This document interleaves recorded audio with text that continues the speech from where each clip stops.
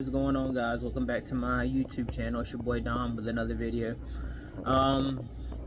It's kind of delayed right now. We are supposed to be monetized by now, but some things have been going on with my manager.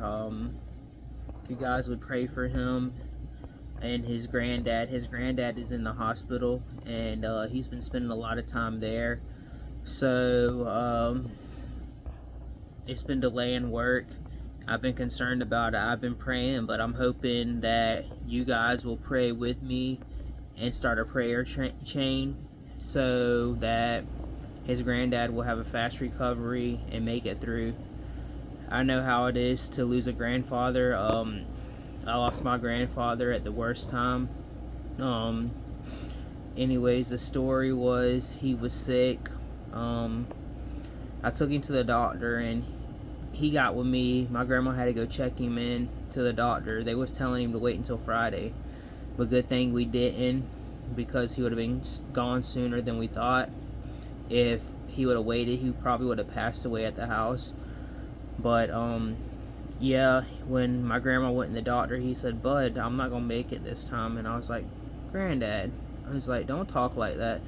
I said, "I'll see your crazy ass in 3 days." I said, "You'll be out in 3 days." He's like, "No, bud, I'm being serious." I said, "I am too." I said, "Make sure you got a lot of nurses' numbers for me, so when you get out, so your grandson could talk to him." And he just started laughing, and it brightened it up a little bit. But sure enough, he went in the hospital. The first night he was at the hospital, they didn't think he was gonna make it. He made it for like 2 months, if that, in the hospital. Maybe shorter than that. I'm not 100%. It's still a blur. But he lasted, and they had surgery on him one morning. Said he was going to be perfectly fine and everything. And well, he wasn't perfectly fine. They had surgery on him, and he got an infection from the surgery. Something wasn't right, and they called us. My grandma had just got back from the hospital, because mind you, I was working, and she had called me and said, "We got to get to the hospital now." And I was like, what's going on? And this was in the midst of COVID, like in the middle of it. COVID started in 2019. This was in May of 2020. So she called me and said, "We got to get to the hospital now. Your granddad's going down." They said we don't have much longer with him.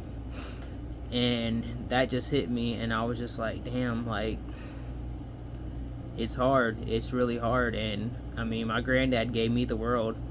He had 11 other grandkids, but I lived with him most of my life, and he was like a father figure to me. So he was there for me and everything. I didn't have great credit, so he co-signed for my first car for me. And then on top of that, my credit started getting better.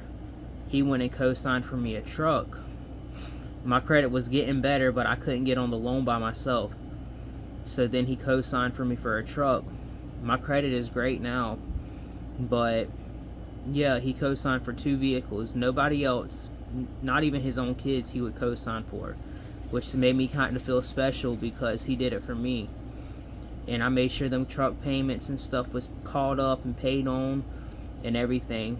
But that was the worst day of my life. We went up to the hospital, and they had us putting on suits and everything, because it was COVID time. Put masks on and everything. And it was just surreal. Like, I see my granddad laying there struggling on a ventilator, and it just killed me. Like, I can never get that image out of my head. And I never cry. I never cry. And like I said, I cried when he passed away. Because he passed away, his heart rate was at 100. I remember that. His heart rate was at 100. Then it dropped to 60. Then they started rushing us out the rooms. There was like 30 doctors, no lie, rushing in there. And my grandma was like, resuscitate him, resuscitate him. So they did. They pumped his chest, and they were doing it hard. And I'll never forget this. My grandma's in the hallway crying, and their doctors are in there, nurses are in there pushing on my granddad. His legs and arms are flying up in the air, and my grandma's like, is it hurting him, is it hurting him? And one of the doctors, I'll never forget this part, one of the doctors was like, yeah ma'am, let me tell you, it's like somebody is pushing a sledgehammer on your husband's chest 250 times his weight. And she's like, stop if you're hurting him. And that was when we lost my granddad. My granddad passed away with a smile on his face. He knew we were there, and that's how he wanted to go out. I love that man to death. I know how it is to lose a granddad. So if you guys can, like I said, pray for him and his granddad. Pray for his family. Pray that his granddad makes it through, because I had a father figure. I thank that man every day of my life for being there. But my granddad, it was just something else. I mean, yeah, I'll be sad if my stepdad passes away, but my granddad, he looked out for me. He looked out for everything. Like, he always helped me out. He always gave me advice. He'd get mad at me, and then he showed me what the tools do and everything. Like, he showed me everything. Like, it was just surreal when it happened, and I was boo-hooing like a baby. There's still some times that I'm sitting in my room and I'm just like, God, just wake me up from this nightmare that I'm having.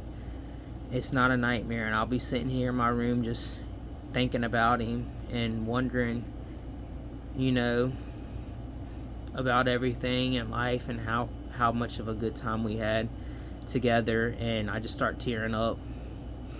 But I think I always question myself, is he proud of me? Is he proud of what I'm doing? Is he proud of where I'm at in life?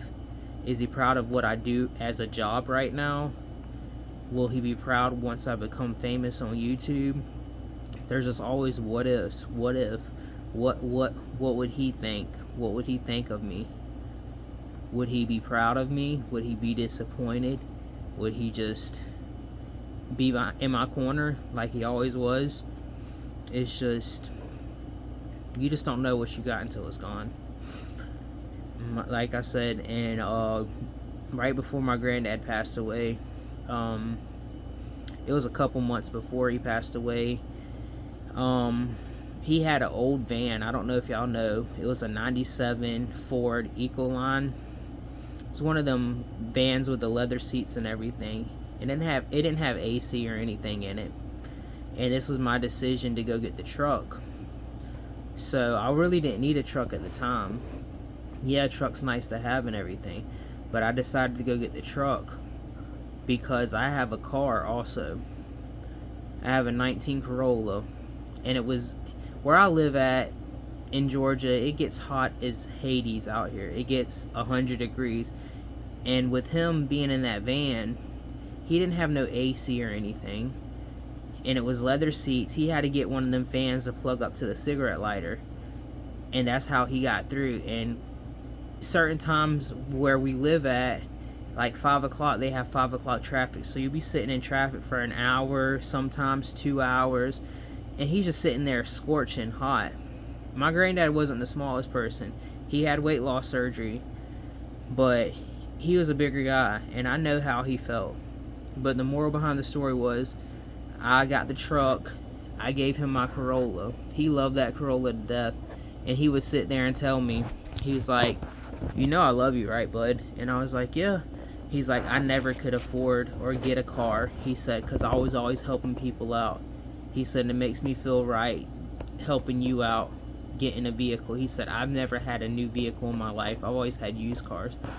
So when he got to the dealership that day, he was mad. He's like, what the hell are you doing here? And I was like, Granddad, I'm doing something for you. He's like, what do you mean, bud? And I said, just come here, just come here. I should have caught it on video. I gave my granddad the keys to my car and said, that's your car now. And he said, what do you mean, bud? What do you mean? I said, I can't be driving 2 vehicles now, Granddad. He said, what do you mean? What do you mean?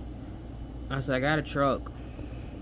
I said, I need you to co-sign for it because, you know, my credit still wasn't that great. It was going up, but I couldn't get on the loan by myself. So I threw him the keys. I said, go park that dang van over there in the parking lot. You can drive me back up here and I'll take the van home. So we did that. My granddad was crying. My granddad's not one to cry, but yeah, he was crying. The moral of the story is just pray for my manager's granddad, because I know how much of a loss it is to lose a loved one, especially your granddad. They usually teach you everything that you know. If what your dad don't teach you, they teach you. And with me, I grew up with my granddad and grandma. But that's all I got to say. Thanks for helping us hit our number on YouTube. We still got a lot more to go. But keep them in your prayers and thoughts. And I love you guys. Please follow, favorite, subscribe. And I'm about to put the stuff in the link in the description for my TikTok. Thanks for watching, guys. Like I said, have a prayer chain for this man's granddad. Thanks. Peace.